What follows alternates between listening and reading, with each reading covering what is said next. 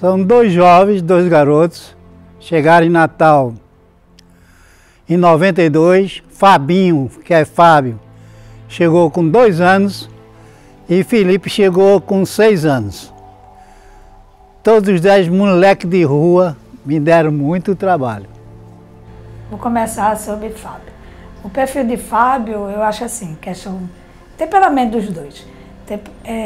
Do Fábio, ele é uma pessoa que ele não abrange muito brincadeiras, ele estila, né? E o Felipe não, o Felipe é mais solto, tem esse lado aí. Fábio é uma pessoa mais centrada no trabalho e Felipe já é uma pessoa mais solta, já é uma pessoa que não esquenta muito, ele brinca muito, às vezes brinca até nas horas erradas e o outro já é mais sério sobre a questão de trabalho. O Fábio porque sempre foi um batalhador, lutador, assim, de maneiras diferentes, né, do Felipe. O Fábio, ele ainda busca, assim, eu chamo ele um jovem velho. Tem cabeça de velho, assim, tudo dele é muito sério. Às vezes a gente quer soltar um pouquinho e ele às vezes não deixa, ele é muito... Eu acho que também é o peso também muito grande de muitos funcionários. E eu acho ele muito jovem para o cargo que ele tem hoje, desde sempre. Desde sempre que são assim. Isso é porque Felipe era um menino assim, imperativo, que ele também não parava muito nos cantos, ele sempre buscou coisas novas na vida dele também. Eu acho que foi um casamento perfeito da Crosby com o Fabinho e o Felipe. Por quê? Porque eu acho que Fabinho casou bem no administrativo, muito bem, que ele é uma pessoa muito controlada com isso, já Felipe não é. E Felipe sobre negócio de roupa, que ele entende bastante também, e foi um casamento perfeito, está sendo, né? Eu não acredito que Fábio seja pessimista. Fábio, ele é um otimista que não gosta de se arriscar. Ele é aquele otimista que acredita, que quer e vai, mas tudo ele já faz os cálculos do que pode dar errado. Que aí quando dá errado, aí ele meio que já está pronto sobre Felipe, né? A mente criativa da Crosby desde o início, que foi através dele onde tudo começou, né? A ideia inicial da Crosby. E até hoje é a cabeça pensante, né? Das ideias da Crosby. É dele que vem as melhores ideias, de muita coisa nova, muita inovação vem da parte dele. Que a gente às vezes até brinca com ele, que ele tem esse jeito mais desfocado das coisas, justamente por ser tão criativo, por estar sempre pensando em coisas novas, ele não consegue concentrar tanto nas coisas. Os dois trabalhando junto, eles são uma dupla perfeita, se completa. Muitas vezes eu observo assim, situações que se um estivesse levando sozinho, não daria certo se o outro não estivesse ali junto, né? Então, a qualidade de um com a qualidade de outro, ou a qualidade de um com o defeito do outro, eles se completam muito. Tive um grande mentor também que me apoiou, me ensinou tudo, me deu os caminhos e eu tentei me aprofundar ainda mais. E, em determinado momento, eu cheguei para o dono dessa empresa, que eu revendia as roupas dele, né, da marca, para outras marcas, para outras lojas, e disse, cara, eu estudei aqui, estudei muito, e eu consigo produzir essa polo para você mais barata do que você compra hoje. Ele olhou para mim e fez, consegue mesmo? Na mesma qualidade? Eu disse, consigo, garanto a você que eu consigo. Aí sempre que eu disse assim, só tem um problema. Eu disse, qual é o problema? Você vai ter que me antecipar o dinheiro, né? Que eu não tenho dinheiro, sou quebrado. E comecei a fabricar, começou a crescer, começou a fluir. Fazia peças pilotos, que era o quê? Testar a modelagem, testar tudo, sem marca. E eu comecei a repassar para a Sara, né, que era a namorada do meu irmão, para ela vender, para ela fazer uma renda extra.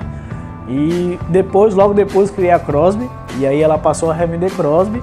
E aí que entra a Sara também, e aí que se cruza com o traço de profissional da Sara, né?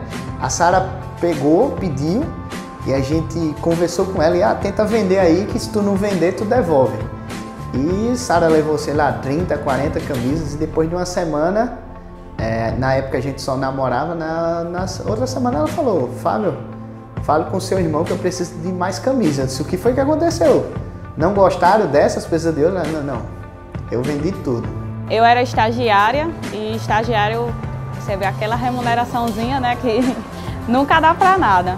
E aí, um certo dia, lá na casa de Fábio e Felipe estava com as camisas lá e me ofereceu. O Fábio e Felipe me ofereceram, né, para eu vender e eu aceitei. Fizeram uma forma de pagamento lá boa, que dava certo, aí eu vi uma oportunidade de tirar um extra. E eu lembro que eu fiquei até um pouco assim, piorou a minha insatisfação, não insatisfação com a empresa que eu trabalhava, era mais uma insatisfação com o que eu fazia, porque ela em uma semana conseguiu fazer uma lucratividade assim de cerca de, sei lá, 400, 500 reais, que era quase metade do meu salário em uma semana. E trabalhando como estagiária, entendeu? Ainda no outro tempo, então eu fiquei... E começou a fazer dinheiro, e meu irmão com olho grande, né? Já disse: pô, mano, o que é que essa menina tá fazendo que tá ganhando mais dinheiro que eu aqui? E aí eu comecei a vender, né? E nesse período o Fábio trabalhava no escritório de contabilidade e trabalhando ainda ele pegava umas camisas, aí levava para vender. Teve um tempo até que a gente ficou com uma disputa de quem vendia mais. E no horário de almoço ele levava para vender, eu levava quando eu saía do estágio. E assim a gente ia. E inicialmente Fábio não tinha muito esse dom da venda. E eu sempre estava na frente, sempre vendia mais que ele. E aí ele, não satisfeito com isso, foi lá, pesquisou, estudou, estudou técnicas de vendas, leu livros a respeito, falando sobre vendas. E aí a situação começou a mudar. Ele passou a vender mais que eu e passou a me ensinar várias coisas em relação a vendas. Ninguém nunca me ensinou a vender roupas, na verdade. Eu comecei, eu não sabia vender, eu não entendia de roupa, não entendia de moda. Eu sou contador formado, de formação. E eu aproveitava meu horário de almoço, antes do expediente, dentro da faculdade, no intervalo, até meio dentro da aula assim, às vezes eu aproveitava. E era o que eu tinha. Aí ninguém nunca me ensinou, por isso que eu agora me dedico a realmente ensinar pessoas a como vender roupas sem loja. E aí, certo dia, Fábio já cansado daquela vida. Eu gosto até de dizer que eu estava com uma vida como se fosse uma vida de garota de programa, né? Que de dia eu tinha um trabalho, de noite eu tinha outro, que eu ficava de madrugada, na época eu só tinha uma moto, rodando, entregando pedidos que eu fazia durante o dia pelo WhatsApp. Ele saía de manhã, ia trabalhar. Eu só via, às vezes eu nem via Fábio, às vezes eu vinha ver no outro dia de manhã, porque ele chegava às vezes tão tarde que eu tenho certeza que ele chegava muito cansado. E aí chega um momento que eu preciso pedir demissão. Aí fui falar para minha mãe, né, que Fábio ia largar o emprego. Aí Felipe chegou para mim e disse: mãe, Fabinho vai sair do emprego, que vai ficar trabalhando comigo na creche. Ai, pelo amor de Deus, Felipe, faça não. Faça não, Fabinho tem o emprego dele, carteira assinada. Tem tudo certinho dele, pelo amor de Deus. E vai que esse menino dê certo isso, pelo amor de Deus. Vai ficar desempregado aqui. Você não vai fazer isso com seu filho, seu irmão, não. Você vai convencer ele a não ir. E aí minha mãe me deu um choque. Você é louco. Seu irmão não é louco igual a você, nessa vida de maluco, não bota seu irmão nisso, você vai se sentir culpado e tal. E eu, caramba, aquele negócio me deu uma tristeza e eu me senti realmente na responsabilidade que se desse errado, né, eu ia ser o culpado. E aí eu cheguei para Fábio, vem cá, vamos conversar. Cara, infelizmente a nossa parceria não vai dar certo. Falei com mãe, realmente... minha vida é louca e tal, é totalmente diferente dessa vida que você tá aí e não vai dar certo, cara. Ele olhou pra mim assim, com aquele sangue nos olhos e disse: cara, se puder ser com você, se você puder me ajudar, eu lhe agradeço muito, mas se você não quiser me ajudar, eu vou vender nem que seja bombom na rua. Tem que ir em busca atrás dos meus sonhos, e aí chega a hora que eu realmente entro lá na sala dela e peço demissão. Eu lembro quando o Fábio veio conversar conosco de que ele estaria saindo da empresa, que ele estaria saindo da Elite, porque ele ia atrás de um sonho. Ele ia, junto com o irmão dele, fazer a empresa crescer, né? Investir na Crosby. Aí eu disse, cara, vamos fazer o seguinte, vamos ser meu sócio meio a meio. Aí ele, o quê? Ser seu sócio meio a meio? Assim, não vou precisar pagar nada e tal. Não, você vai pagar com trabalho. Porque no primeiro momento, né, eu não vou ter como estar lá 100%. Mas não se preocupe que eu vou fabricar as peças e as peças são totalmente vendáveis. Mas a gente vai ser sócio meio a meio e a gente vai escalar esse negócio até eu poder sair das minhas fabricações. E a gente, quando tiver um certo patamar, a gente se junta e toca aí meio a meio esse negócio. Ele não acreditou muito em mim, né? Aí fez eu assinar um papel lá e bater uma foto sem camisa, porque pensou que depois eu ia tomar, não ia cumprir com a palavra. Ter um irmão como sócio é bom e é ruim. Eu acho que é mais bom do que ruim, porque às vezes a gente briga como todo sócio, mas o fato de eu gostar muito dele faz com que isso não permaneça. A gente se resolve muito rápido, né? O pessoal até estranha que a gente tá brigando, pega uma briga muito feia, mas é uma briga comercial. E dá 10 minutos a gente tá conversando sobre a pelada que vai jogar, sobre a cerveja que vai tomar no final de semana, o programa com a família que a gente vai fazer. Então eu acho que isso é mais uma vantagem que uma desvantagem. Ele tem muito essa noção de grupo, que 5 pessoas juntas podem gerar um resultado muito maior do que 5 pessoas trabalhando independentes, somados, entendeu? Sou um pouco medrosa para as coisas. Já o Fábio e o Felipe, eles são mais atirados. Eles puxam mais assim questão do pai mesmo. Ele tem visão de longe das coisas.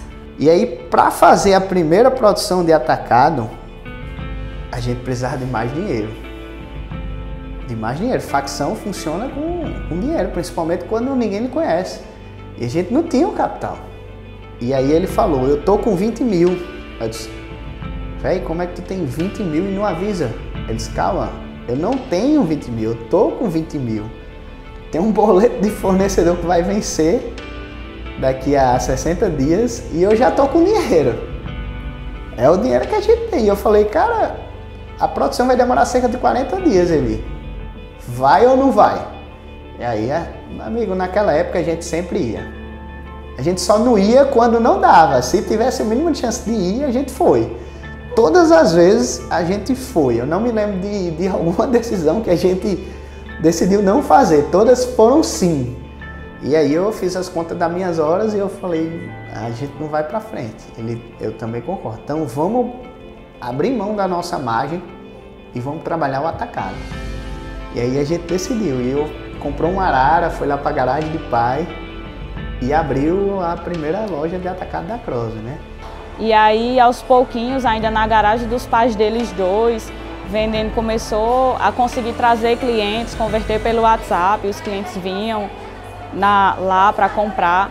E aí foi aumentando essa cartela de clientes, até que o momento não cabia mais na garagem, né?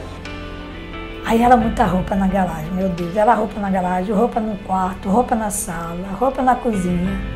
E gente chegando, e gente ficava lá sentado na garagem, escolhendo as roupas. Aí o pai dele disse, olha, chegou a hora de vocês cuidar do ramo de vocês. Sair daqui. Expulsou mesmo, literalmente, os meninos da garagem. O meu pai é bastante rígido, né? Meu pai tem 11 filhos.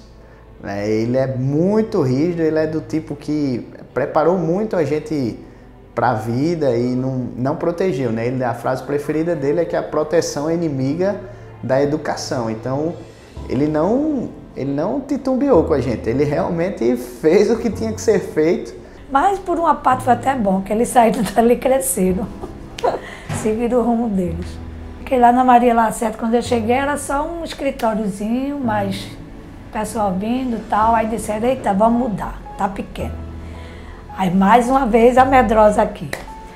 Gente, o custo da loja de 400 passaram para 3 mil reais. Acho que era 2 ou 3. 2 ou 3 mil. Era muito grande a diferença. Apesar que o local era melhor, a loja era maior, mas o custo era... Eu, mais uma vez, fiquei com medo. E ainda botaram mais um empregado, que na época foi Panda, né? Panda começou com ele lá. Mas é uma história, eu acho que uma história, mais uma história show da Cross, né? Como se não bastasse a minha de Fábio. A de Márcio, a gente se conhecia através de amigos em comum. O pai dele tinha um barzinho, a gente ia pra lá, tomar uma cervejinha, ver um futebol. E aí eu comecei a reparar em Márcio, né? A vontade, e como eu disse a vocês aqui, eu sempre notei quando a pessoa tem a fome de vencer, né? Quando ela tem sangue nos olhos. E eu comecei a reparar Márcio. Em relação à vontade que ele tinha, né? Em ajudar o pai, em desenvolver coisas novas. E Márcio, o barzinho lá tava precisando dar um upgrade nas vendas, e Márcio, ele mesmo foi lá, botou o barzinho do pai no iFood, ele mesmo comprou a moto dele, ele mesmo fez a renda dele, porque ele não podia tirar o dinheiro do pai, né? O pai, a renda que era já era do pai, então ele comprou a moto e ele mesmo se deu um emprego de motoboy, e ele começou a ganhar aquele dinheiro de entrega, né? Então a parte dele era entrega, o bar era do pai e a entrega era dele. E ele começou, né, também a fazer a entrega de outros bares, além do pai dele. E eu, caramba, esse cara é muito esforçado, velho. Esse cara, e sabe, sempre disposto. E até que eu indiquei ele um amigo meu, empresário também, Tiago, vou citar ele aqui, e disse: pô, cara, por que tu não contrata o Panda, velho? O cara aí tá pronto, velho, tá com vontade, tá com sangue nos olhos. E o cara é mesmo, né? Vou contratar, verdade. Mas sendo que passou, acho que se muito foi 2 dias, no máximo 3. Aí Fábio, a gente conversando, a gente tinha uma ideia de expandir a primeira expansão da Crosby, né? Para a distribuidora de uma pessoa. E eu conversando com o Fábio, aquela dificuldade de achar alguém, né? E eu, caramba, o Panda era meio grosso, assim, meio bruto. Não era muito educado, era meio bruto. Aí, pô, mas veio aquela luz na hora, assim, meu amigo, ele tá com fome, ele tá com sangue nos olhos. Aí, Fábio, tem um nome aqui, você não vai gostar muito não, mas confia em mim. O Panda é foda. O Panda é aquele cara que vai... ele é o cara que destrói a Crosby, digamos assim. Ele destrói a Crosby para construir uma nova Crosby.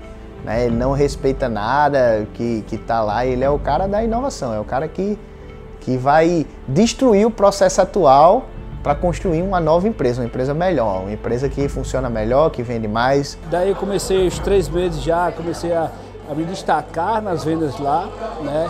E fui convidado a ter uma participação na empresa, entrando no quadro sociedade da Crosby, né? E isso foi bem no primeiro ano, então foi tudo muito rápido acontecendo com o mestrado da Crosby, né? O Panda tá de nível com o Felipe, de nível técnico, né? A gente passava o conhecimento, o início do conhecimento, as referências, né? O Panda, esse cara aqui fala sobre venda, esse cara fala sobre administração, esse cara fala sobre liderança, esse cara fala sobre educação financeira, e ele consumindo e aplicando, e evoluindo o resultado de João Pessoa. E horas trabalhando igual ou mais que a gente. Chega uma hora que o Panda é tão sócio e gosta tanto da marca e gosta tanto da gente que ele é tão sócio quanto a gente. Foi uma decisão que eu e o Felipe estava na academia lá e a gente estava elogiando o Panda, a evolução e o quanto ele era sócio e o quanto ele motivava a gente também, porque o Panda chegou a um nível que não só ele não mais precisava ser motivado por a gente, como ele chegou a motivar a gente. Então, era um cara que realmente não fazia sentido ser mais colaborador. Ele já era o sócio. Essa é a verdade, ele já era o sócio, a gente só nomeou. Então, né, nessa parte do Panda aí, no início da jornada dele foi massa, né? Porque o cara era um diamante, mas era bruto, põe bruto nisso, né? O celular que a gente comprou era tão pequeno que o dedo dele era muito, muito grande e ele não conseguia digitar o celular. Chegou aí fez: meu amigo, pelo amor de Deus, compra um celular novo pra mim, esse celular não tem condições não. Eu não tem dinheiro não, tem que ser esse. o touch do celular é muito ruim e o dedo dele é grande e não conseguia corresponder pelo WhatsApp, né? Da crise? Não, na crise nada a reclamar, né? A gente foi fundado dentro da crise. Muita gente na crise que perdeu o emprego começou a revender roupas e se deu bem. Muita gente na crise não teve a promoção porque a empresa não tinha saúde financeira para dar e fez renda extra vendendo roupa. Muita gente na crise não tinha emprego, continuou sem emprego e começou a revender roupas, arrumou um cartão de crédito e deu um jeito e tá bem. Então a crise é nossa amiga. A gente saiu de uma loja de garagem para uma empresa de marca nacional, de reconhecimento nacional. Muito orgulhosa agora com eles, né? Estão gerando vários empregos. Pessoas estão dependendo dele, né? Uma coisa que eu tive tanto medo dele perder o emprego um dia, hoje ele está gerando vários empregos. Muito orgulhosa. Crosby ainda vai ter muito sucesso. O início está fantástico. Agora a vida dele não é fácil, não. Eu me sustentei, porque quando a gente passa o filme assim na cabeça da gente, a gente fica... Como é esse filme?